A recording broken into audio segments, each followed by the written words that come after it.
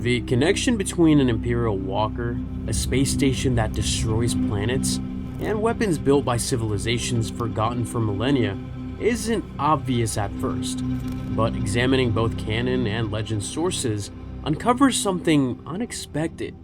7 distinct levels of superweapons, each representing an escalation that changed galactic warfare forever. The path to galactic devastation started not with Death Stars, but with walkers crushing resistance on frozen battlefields. Level 1 represents the foundation of every escalation that followed, the belief that visible, overwhelming force could replace the need for actual governance. These weren't weapons designed to win wars, they were designed to make resistance feel irrational. The all-terrain armored transport showed this idea in action. This Imperial walker stood over 22 meters tall on mechanized legs, carrying enough firepower to level fortified positions, while its armor plating deflected almost any counterattack. The Canon film The Empire Strikes Back shows these machines advancing across Hoth's frozen plains, their heavy cannons methodically destroying rebel defensive positions. What made the AT-AT effective wasn't its firepower, it was the choice it forced on defenders: fight and die, or submit and live. The Empire deployed these walkers precisely because they preserved what they conquered. Unlike weapons designed for total destruction, the AT-AT could break resistance while leaving infrastructure intact. Conquered worlds retained their capacity to produce resources, train workers, and serve the next campaign. But visible deterrence only works if the threats remain credible. Luke Skywalker led the Snowspeeder attack against them, quickly discovering what made these weapons so effective. The armor was too strong for blasters. The only way to stop them was with harpoons and tow cables. However, this required pilots willing to fly between those massive legs while dodging cannon fire, and even when it worked, it only stopped one walker at a time. The tactic succeeded once through desperation, but it reveals something more dangerous than a tactical vulnerability. When ground-based terror proved insufficient, the Empire escalated to weapons that could strike from orbit. The canon novel Thrawn describes how Grand Admiral Thrawn calculated that conquered homeworld stand to absorb severe damage if they initiate combat. Star Destroyer turbo laser batteries positioned in high orbit could saturate a planetary surface with fire, reducing cities to molten slag without cracking the planet's crust. The target wouldn't be habitable for decades, but it would still exist, a charred monument to what happened when populations defied Imperial authority. The logic remained the same: survival under obedience, not annihilation. The escalation solved nothing. The more worlds the Empire terrorized, the more recruits joined the rebellion. Fear didn't prevent resistance, it multiplied the very thing it was meant to eliminate. Occupied populations didn't calculate odds and submit, they witnessed brutality and armed themselves. Each orbital bombardment became proof that the Empire had to be stopped, not evidence that stopping them was impossible. Level 1 failed because occupation weapons assume people want to survive more than they want to resist. The next level would remove the choice entirely. The ion cannon marked a shift in military thinking. Rather than obliterating enemy forces, it paralyzed them completely. The Canon film The Empire Strikes Back establishes how the Rebel Alliance used this technology during the evacuation of Echo Base on Hoth. When the giant ion cannon fired, it sent cascading energy bolts into the Imperial fleet. The energy overloaded every electrical system on the target ship simultaneously, turning fully operational warships into dead metal shells drifting through the void. The weapon bought time, but it also reveals something more valuable. Paralysis created windows of vulnerability that destruction never could. Ion technology, however, had severe limitations. The weapon worked best at close range against predictable targets.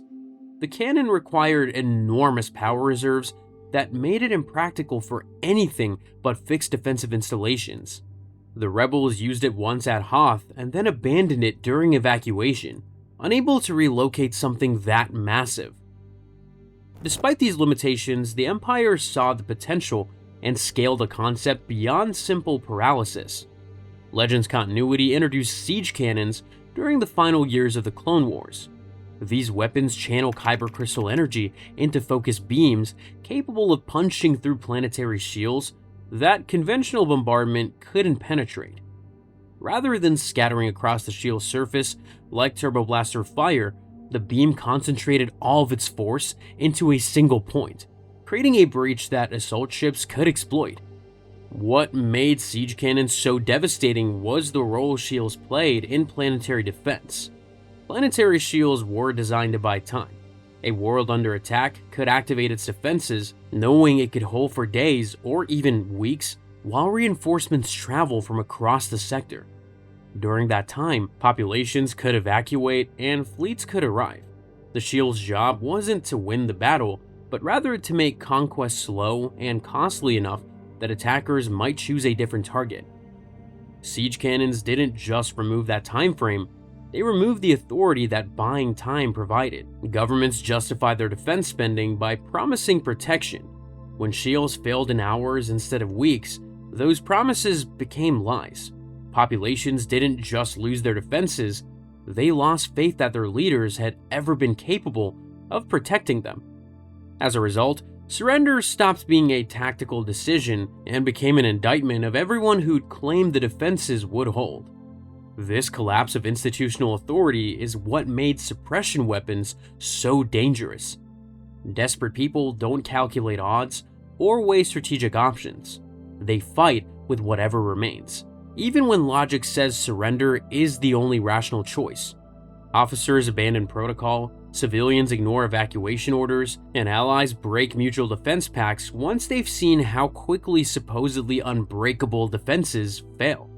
Paralysis was meant to make resistance impossible, but instead, it made resistance inevitable by destroying the institutional frameworks that could have negotiated surrender.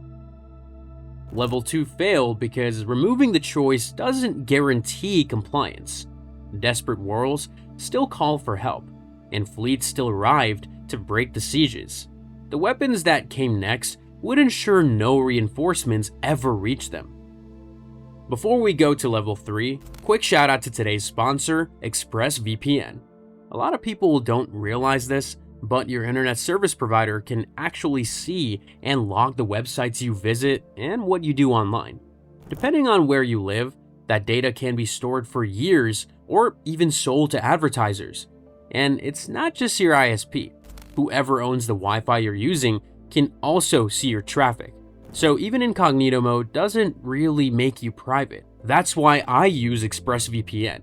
It creates a secure, encrypted tunnel between your device and the internet, which means your online activity stays private and your data is protected, especially on public or unsecured Wi-Fi. It's also great for unblocking content. Streaming libraries are different in every country, and even YouTube restricts certain videos and channels depending on where you live. With ExpressVPN, you can change your online location and access shows, videos, and other content that simply isn't available in your region. It's genuinely easy to use too. You just open the app, tap one button, and you're connected. So if you want to check it out, find out how you can get up to 4 extra months by clicking the link in the description, scanning the QR code on screen, or by going to expressvpn.com/theorder77. Thanks again to ExpressVPN for sponsoring this video. Level 3 abandoned the pretense of preserving anything. If suppression bred desperation, the solution was to eliminate the capacity to assemble forces entirely, not through occupation or paralysis, but through the systematic destruction of everything that made naval warfare possible. The Malevolence was built to do exactly that. This massive subjugator-class heavy cruiser served the Separatist Alliance during the Clone Wars, and at over 4,800 meters long, it bristled with turbolaser batteries and missile launchers capable of engaging entire Republic battle groups with conventional firepower alone. The Canon animated series The Clone Wars establishes the ship as one of General Grievous's most devastating weapons, though it wasn't the standard armament that made the Malevolence feared across the Outer Rim. It was the twin ion pulse cannons mounted in the forward hull, massive weapons that dwarfed anything the Republic Navy had encountered. These cannons didn't fire individual ion bolts like the planetary weapon on Hoth, but instead unleashed cascading waves of ionized energy that swept across entire formations simultaneously. When the Malevolence fired, dozens of vessels lost power across every system in an instant, which meant crews found themselves trapped in dead hulls with no way to call for help, no way to coordinate with their fleet, and limited time before their air ran out. The weapon was so effective that the Republic lost multiple task forces before they even understood what was destroying them. Ships would drop out of hyperspace, detect the Malevolence, and prepare to engage, only to watch the Separatist vessel fire once and send the entire Republic formation dark. The Malevolence would then methodically destroy each disabled ship with its conventional weapons, taking its time because the enemy couldn't maneuver or escape. For thousands of years, naval warfare had relied on a simple principle: assemble a fleet, position it to control key hyperspace lanes, and use numerical superiority to overwhelm enemy formations. The Malevolence made that approach impossible overnight, which forced the Republic Navy to maintain scattered control patterns and avoid massing ships together. The Clone Wars series shows how this weakened their defensive perimeter across hundreds of systems, because what had once been their greatest strength had become their most dangerous vulnerability. Despite its effectiveness, the weapon had a vulnerability. The ship's reactors needed time to recharge between discharges, creating a window that grew longer with each successive shot. Anakin Skywalker exploited this by leading fast Y-wing bombers to harass the Malevolence during its recharge phase, keeping the ship on the defensive long enough to prevent it from firing. When Padme Amidala's ship was captured and brought aboard, the rescue operation forced Grievous to move the Malevolence into a position where it couldn't safely use the ion cannons without risking its own forces, which gave the Republic the opening they needed.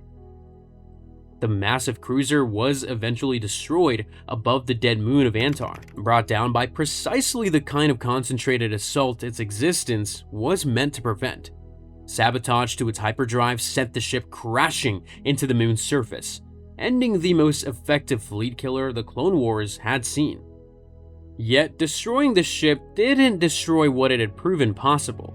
A single vessel with the right technology could neutralize entire fleets without ever engaging in traditional combat, which meant naval superiority could be rendered meaningless if you simply remove the enemy's ability to coordinate their forces. The Malevolence had shown that controlling sectors didn't require winning battles or accepting heavy casualties, just the capacity to disable enemy formations faster than they could adapt. Fleet killers could destroy fleets, but they couldn't stop planets from building replacements. As long as worlds survived, the cycle continued. The weapons that came next stopped targeting ships and started targeting the people who built them. Level 4 crossed a line the previous levels had avoided: the complete killing of planetary populations as the weapon's main goal, not as accidents or terror tactics, but as the point. Some weapons achieved this through technology that weaponized the Force itself, turning the galaxy's most powerful energy into tools of massive murder on a scale that made fleet battles look small. The Mass Shadow Generator was built during the final years of the Mandalorian Wars, a weapon that used a planet's own gravity against it. The Legends video game Knights of the Old Republic 2, The Sith Lords, and its campaign guide describe how the Republic used it once at the Battle of Malachor V to end the war in a single stroke. When the weapon fired, gravity waves crushed thousands of ships from both fleets simultaneously and pulled the wreckage down onto Malachor's surface, where millions of soldiers were still fighting, compressing metal and bodies together by forces that shouldn't exist. 2 activations would have been enough to break the planet apart entirely, but one was sufficient to create a wound in the Force so deep that it could be felt across the galaxy. The Mass Shadow Generator created something worse than a graveyard. Among the survivors was a man whose connection to the Force shattered so completely that what remained was hunger itself. an endless need for Force energy that consumed his identity and transformed him into Darth Nihilus. The Old Republic Encyclopedia describes how he wore a mask because there was nothing left beneath it, his body having broken down until only a mind held together by Sith methods remained. Master Takar gathered most of the 100 surviving Jedi on the Mirror Lucas settlement world, Qatar, to plan protection against the Sith Triumvirate. When Nihilus's vessel, the Ravager, arrived in space around the planet, he simply reached out through the Force and fed. Every living being on the planet's surface died in moments as their Force energy was ripped from their bodies and drawn into him. This created a problem Nihilus hadn't expected. Dead zones couldn't feed him.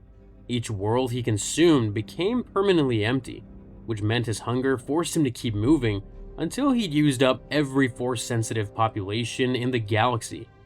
He was feared by even other Sith Lords because his power was self-destroying, burning through the very thing it needed to survive, which made him useless for anything except killing Force users wherever he found them. His student Visas Mar eventually turned against him by bringing the Jedi exile Mitra Surik to confront him, and when Surik proved to be empty of Force energy that he could consume, Visas Mar and Surik cut the dark side energy holding him together, and the shell that had once been a man simply fell apart. The ancient Sith had discovered an even more terrible use of the Force, the Thought Bomb. The Legends novel Darth Bane, Path of Destruction, and Jedi vs. Sith, The Essential Guide to the Force, described this ritual that required many powerful Sith working together to forge the dark side into a ball of pure energy and then release it in a single blast. When the Thought Bomb fired at the Battle of Ruusan, bodies of Jedi and Sith vaporized instantly, but their spirits didn't pass into the Force as they should have. Instead, the blast sucked them into the ball of energy at its center, trapping them together in endless pain for over 1,000 years. The Thought Bomb had one feature that made it different from every other superweapon. It only killed Force users. Ordinary soldiers standing right next to the Jedi survived completely unharmed because they had no connection to the Force for the weapon to grab onto. This made it useless as a military tool because it couldn't capture territory, couldn't destroy enemy armies, and couldn't be aimed at specific targets. Worse, Lord Khan and the entire Sith Brotherhood died at Ruusan alongside the 100 Jedi they'd lured into the cave, killed by the same weapon they'd created. Weaponizing the Force itself led to outcomes nobody could predict or survive. The weapons that came next would abandon the Force entirely and industrialize planet killing into cold, calculated policy. Level 5 industrialized what Force-based weapons had proven possible: the instant destruction of entire worlds.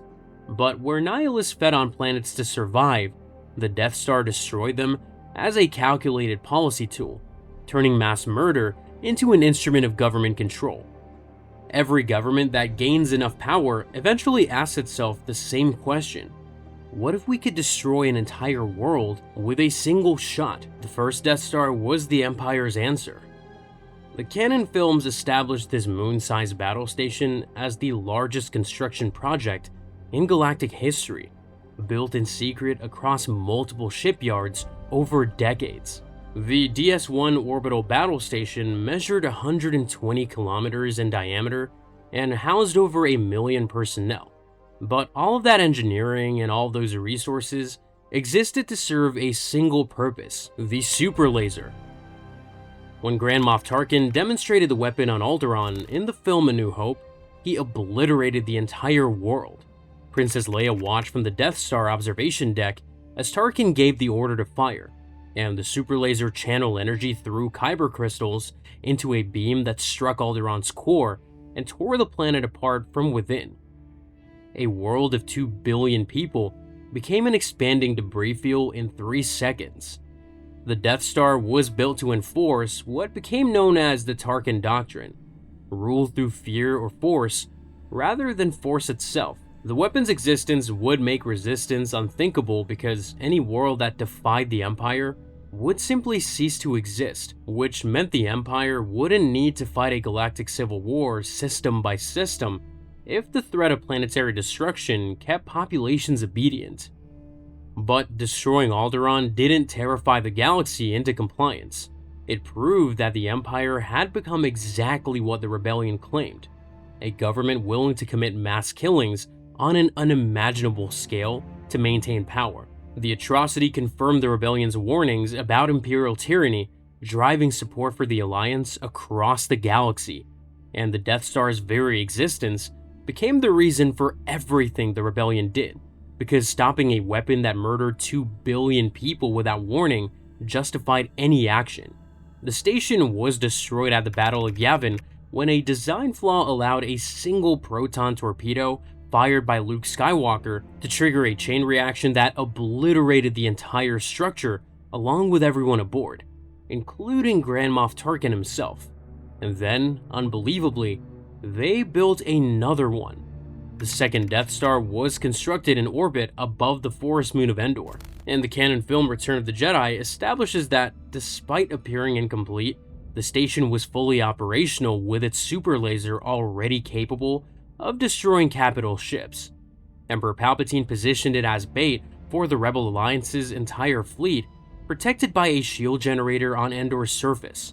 The battle turned when Han Solo's strike team destroyed the shield generator on Endor's surface, allowing Lando Calrissian and the fighter wings to penetrate the Death Star's incomplete sections and destroy the main reactor from within. The Death Star failed the moment it was fired because destroying entire worlds creates enemies faster than it removes them. Demonstrating the capacity for total destruction doesn't prevent people from choosing to fight you.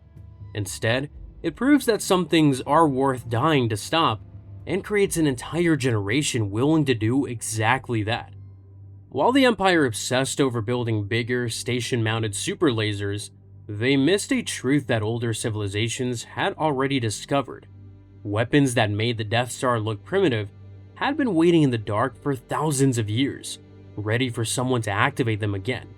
Level 6 went beyond planetary destruction entirely. These weapons didn't just kill worlds, but entire star systems, and they could do it from halfway across the galaxy without warning and without the target having any chance to defend themselves. Centerpoint Station exists entirely within Legends continuity, described in the novel series The Corellian Trilogy by Roger McBride Allen. The massive space station hung in the Corellian system, positioned between the double worlds of Talos and Traelus. 300 kilometers from end to end, the massive sphere with cylindrical structures at each pole rotated slowly through space like an ancient machine whose purpose had been forgotten. No one knew who built it. The technology was older than the Old Republic, created by a civilization that had mastered gravity control on a scale that made modern engineering look primitive. For thousands of years, inhabitants treated it as a place to live that happened to generate the gravity field holding the entire system in stable orbits. Then, terrorists seized control of the station and discovered it wasn't a habitat at all. It was a weapon capable of grabbing distant stars through hyperspace and compressing them until they went supernova. During the Corellian Crisis, the terrorists demonstrated its power by targeting star systems across the galaxy. Tantive Zilbra was destroyed first, then a second system, while the final target, Bobo Yagan, with between 8 and 12 million inhabitants spread across planets, stations, and mining operations, was narrowly saved when Centerpoint was shut down. Each successful blast wiped out the target star and everything in its system, with millions dying from a weapon that fired from thousands of light years away. The weapon operated by tapping into the gravity of Talos and Traelus, using their planetary mass as power sources for the hyperspace beam. The Showdown at Centerpoint novel describes how each firing required exact calculations and timing, with a cooldown period while the station recharged, but there was no limit to its range. Any star visible from Centerpoint's sensors could be targeted, and any system could be destroyed. This was Level 6's terrifying advancement, removing time as a defensive resource. The Death Star had to travel to its target, spending days or weeks in hyperspace, which meant you could track its movements, predict where it was going, and evacuate threatened worlds before it arrived. Centerpoint didn't move, it just aimed and fired, and entire star systems died light years away with only minutes of warning from the gravity surge that came before the blast hit. The Corellian system's 5 planetary gravity weapons were the only technology powerful enough to jam Centerpoint's beam, preventing the star from being compressed. Some feared that if those same weapons were ever connected to Centerpoint instead of blocking it, the station might draw even greater destructive power, though this scenario never occurred during the Corellian crisis. The station was eventually shut down during the Corellian crisis when Han Solo's children, Jason and Anakin, disrupted its control systems through methods that only Force-sensitive children could have accomplished. But the damage was done. 2 star systems destroyed, millions dead, and the galaxy forced to face the reality that ancient weapons built by civilizations whose names had been forgotten for thousands of years were still working and still capable of ending everything if someone decided to activate them. The Empire didn't rely only on ancient devices. During the same campaign that unleashed the world Devastators, Emperor Palpatine revealed the Galaxy Gun, documented in the Dark Empire 2 comic series. This massive cannon, stationed in orbit above the Imperial capital of Biss, fired hyperspace missiles equipped with their own shields and weapon systems, making them nearly impossible to intercept once launched. Each missile carried enough destructive power to obliterate a planet. When Mon Mothma's forces detected an incoming strike, they had only minutes to react before it emerged from hyperspace and detonated. The Galaxy Gun destroyed Pinnacle Base and its moon in a demonstration strike, forcing numerous systems to surrender rather than wait for their return. Unlike Centerpoint, which required exact calculations and had a cooldown period between shots, the Galaxy Gun could fire repeatedly at different targets. The weapon represented the Empire's attempt to match ancient superweapons with modern Imperial engineering, creating a system strike capability that didn't depend on rediscovering lost technology. The Galaxy Gun was eventually destroyed when Luke Skywalker and his team hijacked the Super Star Destroyer Eclipse II and crashed it into the weapon at full speed. A final missile launched in the collision flew off course and struck Biss itself, destroying the Imperial capital and ending Palpatine's campaign. Absolute power on that scale makes you a target for everyone. Both Centerpoint and the Galaxy Gun were eventually destroyed because they could only threaten annihilation without offering any alternative. But some weapons solved that problem by abandoning destruction entirely and focusing on building instead, using up planets to create endless war machines or pulling energy from stars to build fleets that could never run out. These weapons didn't just threaten destruction, they made war never-ending. Level 7 abandoned destruction entirely. These weapons made enemy losses meaningless by building faster than they could be destroyed, turning every battle into a war that couldn't be won through fighting. The world Devastators proved that planets could be turned into ammunition. These massive factory ships appeared in the Legends continuity during the Dark Empire crisis, documented in the Dark Empire comic series and the Essential Guide to Warfare. Created by Umagleth using molecular furnaces from the Maw installation, the world Devastators were giant machines that consumed everything in their path and converted it into war machines in their onboard factories. Each Devastator had huge tractor beam openings at the front and bottom that grabbed and destroyed ships, buildings, and anything else within range. The molecular furnaces in the belly of each machine broke down the collected matter into raw elements and then rebuilt it into whatever the Empire needed, from probe droids to AT-ATs.